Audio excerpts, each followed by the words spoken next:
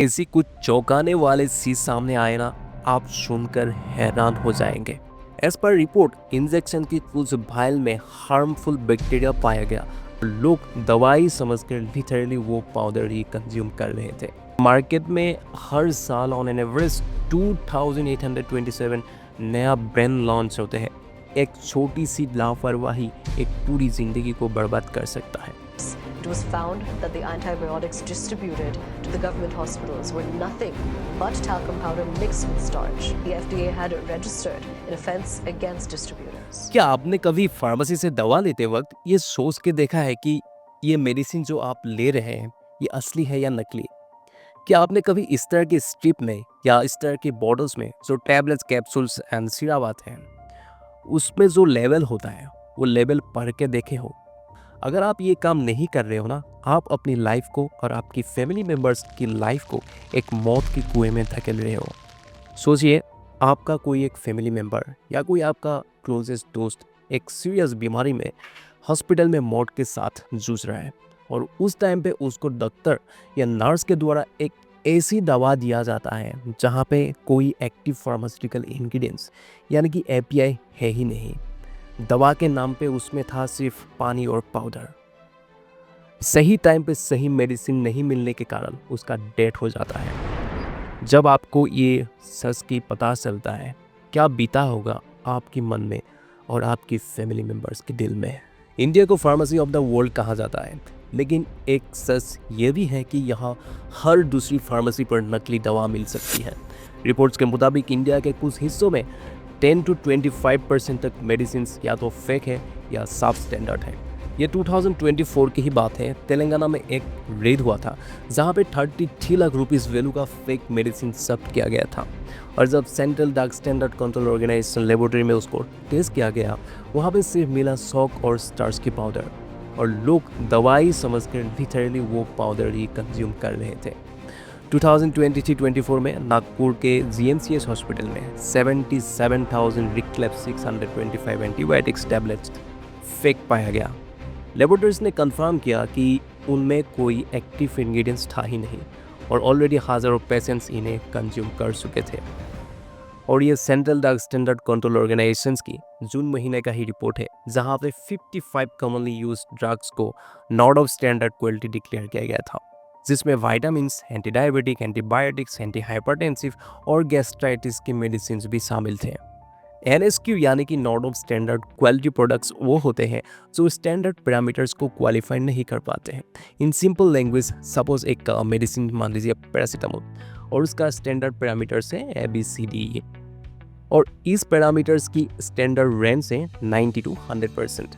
अगर कोई एक पैरामीटर 90% से नीचे चले जाते हैं उसको not of standard quality products declare किया जाता है, क्योंकि एक मेडिसिन को एफिशिएंटली बॉडी में काम करने के लिए हर पैरामीटर्स को स्टैंडर्ड्स पैरामीटर्स की जो रेंज होता है उसको पास करना ही है, नहीं तो उस मेडिसिन को खाना और नहीं खाना मतलब एक ही होता है। These are only 3 examples जो मैं आपके साथ शेयर किया हूँ।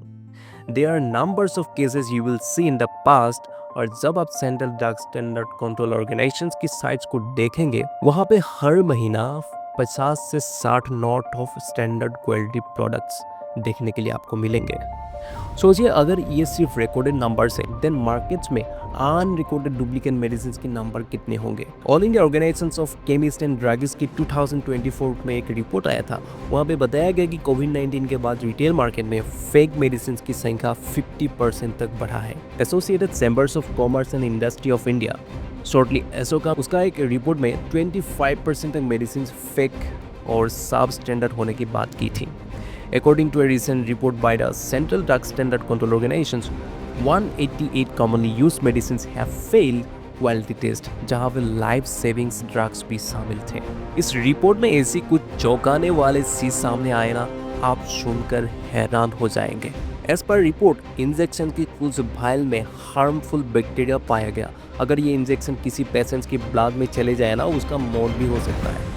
कुछ मेडिसिन में अनप्यूरिफाइड पानी यूज़ किया गया था, जिसके कारण मेडिसिन की एफिशिएंसी लो हो जाता है और इसके साथ साथ साइड इफेक्ट भी बढ़ जाते हैं। और एग्जामिनेशन में ऐसी कुछ फेक मेडिसिन पाया गया, जो मेडिसिन रेप्यूटेड ब्रांड्स के साथ पैकेजिंग से लेकर एवरीथिंग कॉपी किया गया और विजुअल एग्जामिनेशन में कोई भी लोग बोल नहीं सकता है कि ये उस कंपनी का ही असली दवा है या कोई फ्रॉड लोगों के द्वारा बनाया हुआ fake medicine. As per investigation ये जो फेक मेडिसिन की रैकेट चला रहा है ना, ये कंपनीज दिस स्टेट से बिलोंग करते हैं। हिमाचल से 44 कंपनीज, उत्तराखंड से 23, गुजरात से 23 कंपनीज, महाराष्ट्र से 16 कंपनीज, मध्य प्रदेश से 13 एंड पंजाब से 12 कंपनीज। इस वीडियो की डिस्क्रिप्शन में मैं central drug standard control organisation की एक रिपोर्ट शेयर करूंगा, जहां पे आप इस फ्रॉड मैन्युफैक्चरिंग कंपनियों की नाम और एड्रेस देख पाएंगे।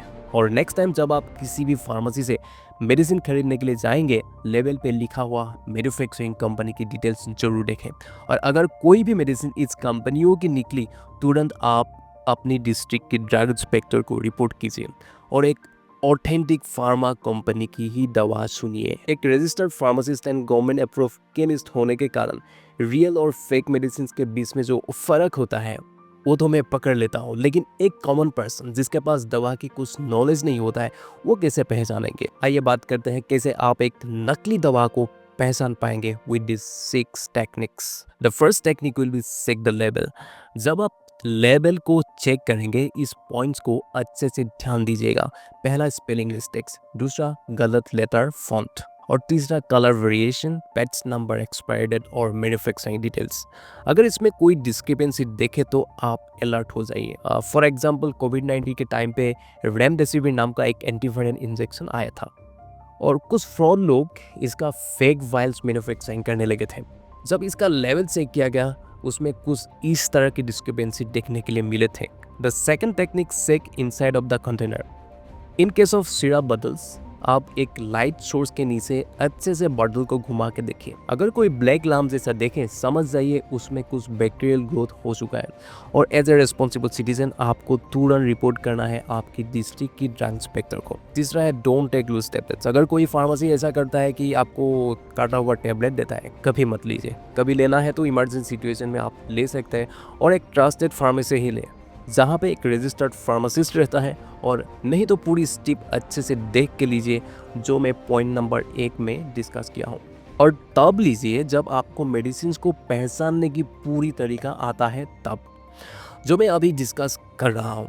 नेक्स्ट है स्कैन द बारकोड। अभी गवर्नमेंट की ऑर्डर से टॉप 300 मेडिसिन ब्रांड्स पर QR आ चुका है। पैकेजिंग में दिया हुआ बारकोड को स्कैन कीजिए और जो भी इंफॉर्मेशन आएगा लेवल के साथ मैच करके देखिए। अगर कुछ इंफॉर्मेशन नहीं आता है और मिसमैच होता है, समझ लीजिए वो मेडिसिन फेक है।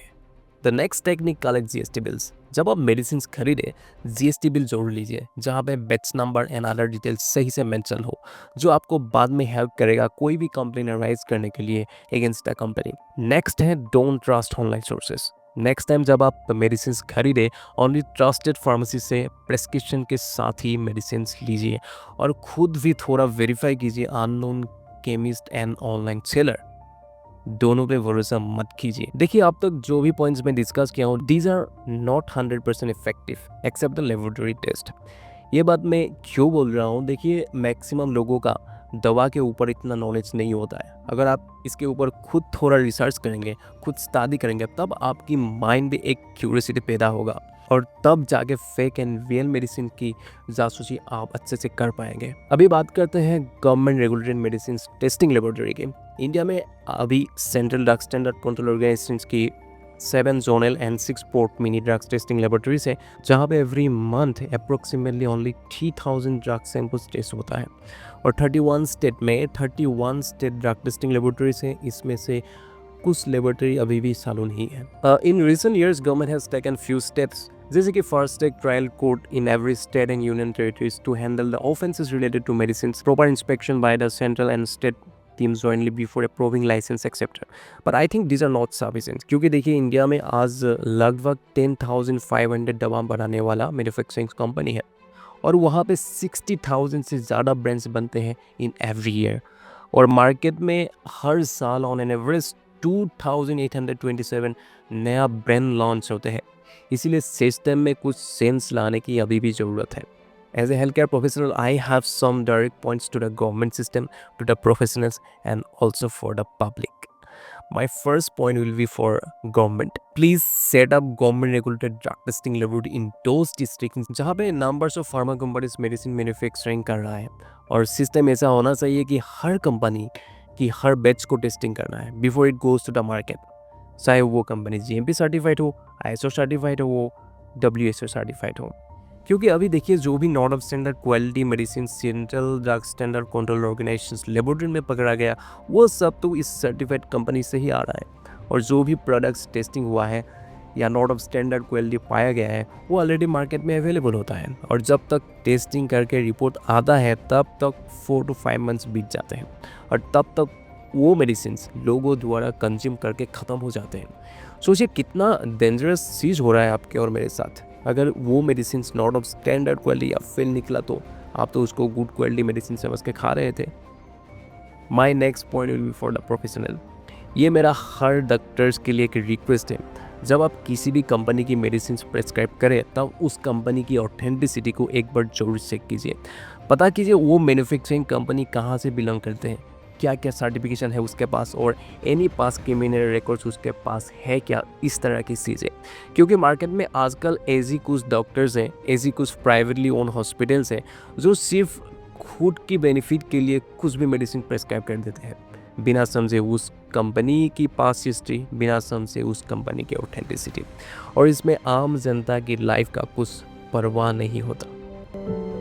मैनेजमेंट कहता है इस महीने आईसीयू में इतने बेड भरने चाहिए, ओटी खाली नहीं रहनी चाहिए, जो मरीज ओपीडी में है उसे भर्ती कराओ, चाहे जरूरत हो या ना हो।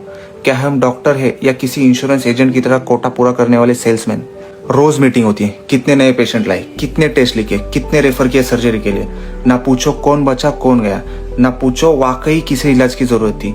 और मैं हर रात अपने आप से यही सवाल करता हूँ, क्या मैं अब भी डॉक्टर हूँ या फिर एक टारगेट फुलफिल करने वाला कर्मचारी?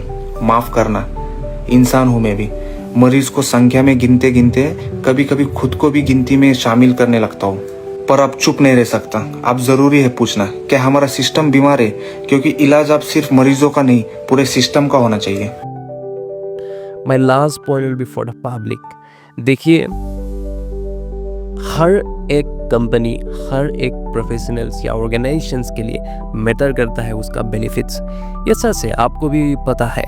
डॉक्टर्स जब ज़्यादा मेडिसिन लिखेंगे तब कंपनी डॉक्टर्स को ज़्यादा % बेनिफिट्स देंगे, इसमें कंपनी का भी ज़्यादा मुनाफा रहता है, उसमें एक होलसेलर और रिटेल फार्मेसी का भी ज़्यादा बेनिफिट होता है। सो यहाँ पे एक सिस्टम बना हुआ है, अगर हमें बचना है तो इस सिस्टम से, तो हम इस सिस्टम को समझना पड़ेगा।